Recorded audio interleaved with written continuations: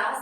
आज मैं आपको हिंदी साहित्य में पाठ 18 नीलकंठ नामक जो पाठ है इसको समझाने जा रही हूँ। इसको ध्यानपूर्वक समझिए बच्चों। इस चैप्टर को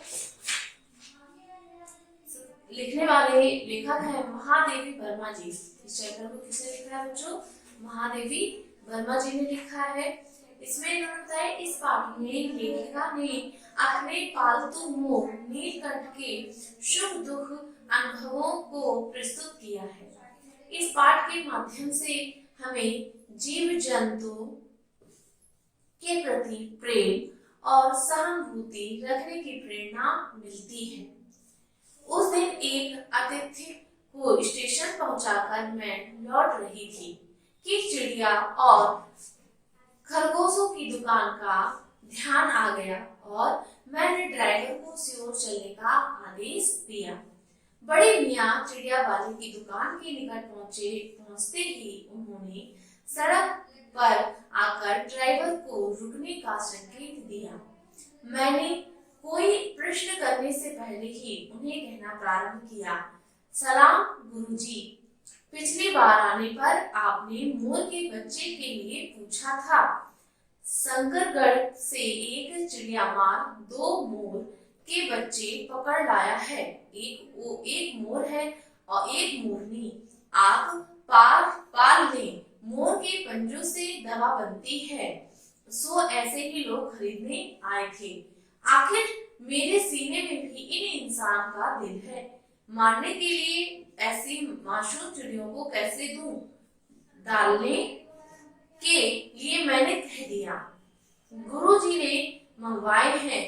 वैसे यह है कमबख्त। बच्चों जो कमबख्त शब्द है इसका होता है अभागा। कमबख्त शब्द का अर्थ होता है अभागा। तो इसमें क्या है? कमबख्त रोजगार ही खराब है। बस पकड़ो पकड़ो मारो मारो। बड़े मियाँ के भाषण के तूफान में के लिए कोई निश्चित स्टेशन नहीं है। सुनने वाला थक कर जहाँ रोक दे वहीं स्टेशन मान लिया जाता है। इस तथ्य से परिचित होने के कारण ही मैंने बीच में उन्हें रोककर पूछा, मोर के बच्चे हैं क्या? बड़े मियाँ हाथ के संकेत के अनुसरण करते हुए मेरी दृष्टि एक तार के छोटे से पिंजरे तक पहुंची, जिसमें तीतरों के समान 2 बच्चे बैठे थे। पिंजरा इतना संकीर्ण था कि वे पक्षी शावक जाली के गोल क्रम में किसी जड़े चित्र जैसे लग रहे थे। मेरे निरीक्षण के साथ साथ बड़े मियाँ की भाषण में चली जा रही थी। ईमान कश्म गुरुजी चिड़ियामार ने मुझसे इस मोर के जोड़े के नगद 30 रुपए लिए हैं। भाई जरा सोचो तो, अभी इसमें मोर की कोई खासियत भी है कि तू इतनी बड़ी कीमत ही मांगने चला? पार वह क्यों सुनने लगा?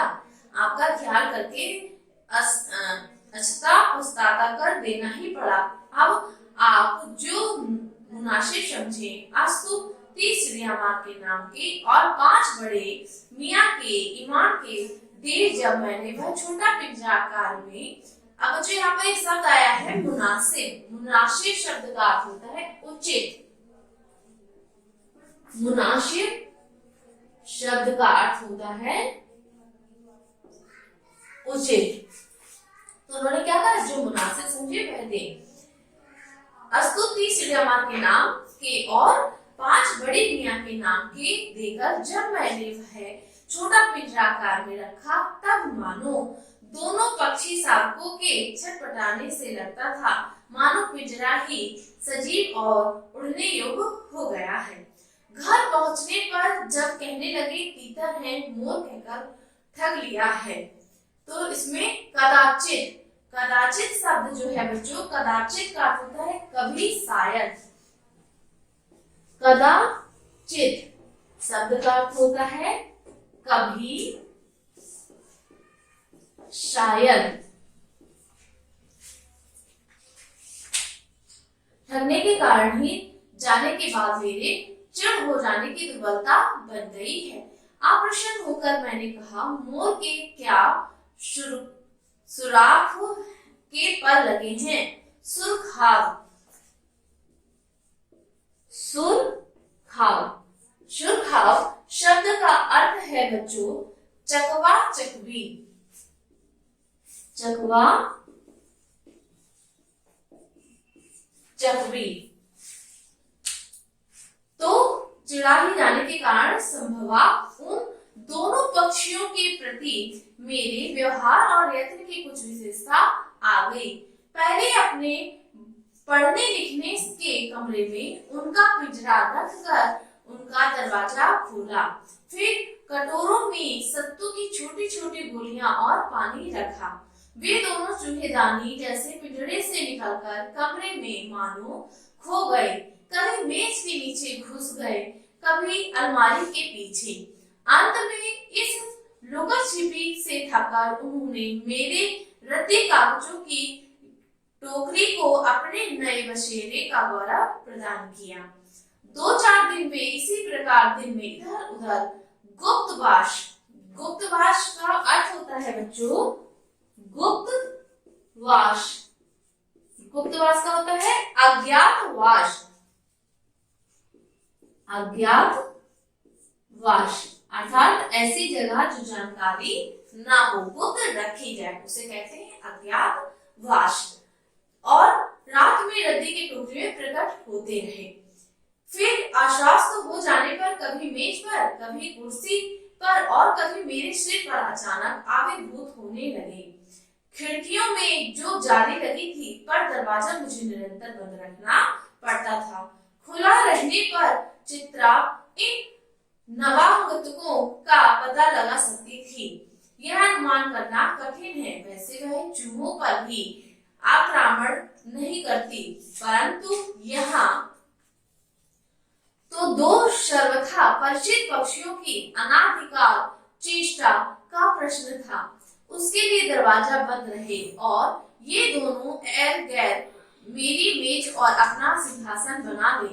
यह स्थिति चित्रा जैसी अभिमानी मारजारी, मारजारी शब्द जो इसमें आया है बच्चों, मारजारी शब्द का अर्थ होता है बिल्ली। मारजारी शब्द का अर्थ क्या होता है? बिल्ली। तो मारजारी के लिए असहाय कही जाएगी। जब मेरे कमरे का कायाकल्प चिड़िया खाने के रूप में होने लगा, तब मैंने बड़ी कठिनाई से दोनों चिड़ियों को पकड़कर जाली के बड़े घर में पहुंचाया, जो मेरे जीव जंतुओं का सामान निवास है। दोनों नवागंतुकों ने पहले से रहने वालों में वैसा ही कौतूहल जगाया। कौतूहल का अर्थ होता है कुछ जानने की उत्सुकता। कौतूहल का अर्थ है कुछ जानने की इच्छा। नववधु के आगमन पर परिवार स्वाभाविक लक्का कबूतर नाचना छोड़कर दौड़ पड़े और उसके चारों ओर घूम घूम कर गुटुर घूम की रागनी लापने लगे। बड़े खरगोश सब सभासदों के समान क्रम से बैठकर गंभीर भाव से उनका निरीक्षण करने लगे। उनकी गोद जैसे छोटे खरगोश के अनुसार उनके चारों ओर उछल कूद कर नाचने लगे। तोते मानो भली भांति देखने के लिए एक आंख बंद करके उनका परीक्षण करने लगे। उस दिन मेरे चिड़ियाघर में मानो भूचाल आ गया। बच्चों, भूचाल का अर्थ होता है भूकंप। भूचाल शब्द का अर्थ हुआ भूकंप।